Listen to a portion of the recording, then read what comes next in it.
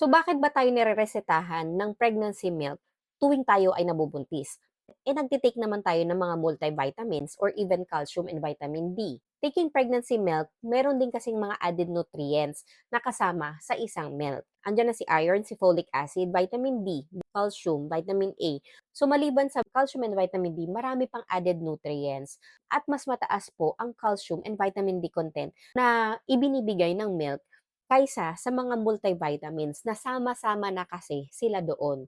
So, para ma-support natin yung growing fetus, para makapag-provide tayo ng enough calcium and vitamin D habang siya ay lumalaki sa loob ng ating sinapupunan, habang nagde-develop siya ng buto, at para hindi rin maubos yung mga calcium and vitamin D natin sa ating katawan habang tayo ay buntis, kailangan natin ng supplements. So, maliban sa multivitamins, kailangan din nating uminom ng gatas.